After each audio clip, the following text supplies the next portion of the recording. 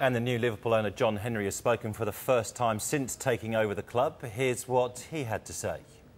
We're incredibly pleased. I've talked to all the partners. They're all in the States, and they're extremely happy.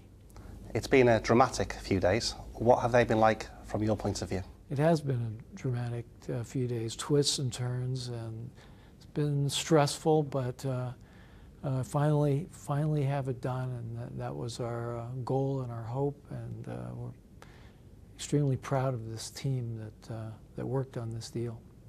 And now that it is done, and now that we can look forward, do you see similarities between the Liverpool team that you've just bought and the Boston Red Sox side that Nesby took over in 2002? There are a lot of similarities. That's something we've been discussing as we started doing our due diligence. We found more and more similarities between the Liverpool in 2010, the Red Sox in 2001. The biggest issue of all is really what makes the most sense for Liverpool long term. We're going to have to work very hard. There's a lot of work to be done to get this club to where it needs to be in the grand scheme of things. We really, through all the work we've done over the last 2 months, we saw the challenges and the problems that exist, and we've got to work to address those. But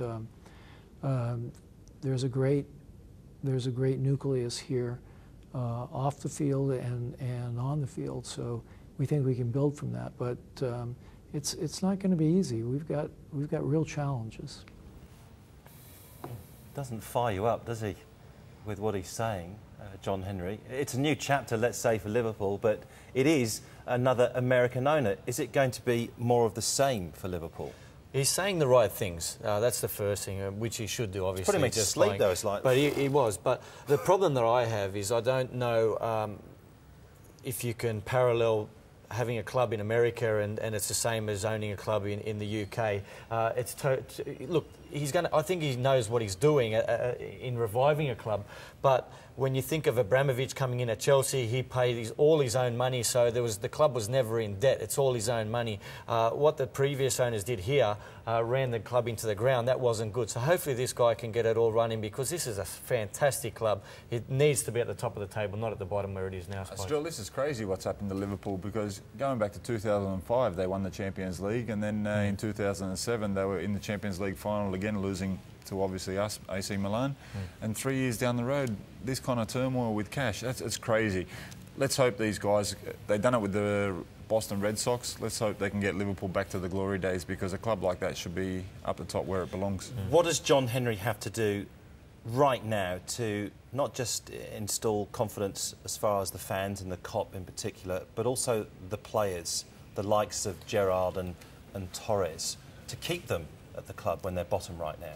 Well, he has to, obviously, then in summer, maybe if he can dip into the transfer market, make it clear that there's going to be funds available there. There's going to be questions over Roy Hodgson if it keeps going like this. In summer, Driller, they need to dip into the transfer market. January 1, when that market opens, all Liverpool supporters out there will be Australian summer. What about just a quick word on Roy Hodgson, because we heard from him there, and he said that it's not a crisis at Liverpool.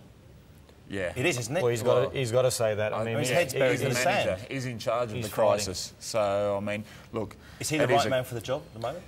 I've got no doubt he could be the right man for the job, but he hasn't got the cattle. And if you haven't got the cattle underneath you, you can't succeed. And I think Benitez, look, I don't know how much money he had available to him, but I don't know. Yeah, he knew what he was doing. He knew what was going on, and I think that when they nearly won the title and then lost it to Manchester United, the next year they didn't buy any decent players. They didn't strengthen their squad, and accordingly they've dropped down, and now it's just really troubled times. Benitez knew exactly what he was doing. He knew that they weren't giving him the money to go out and buy players, and it was time to move on.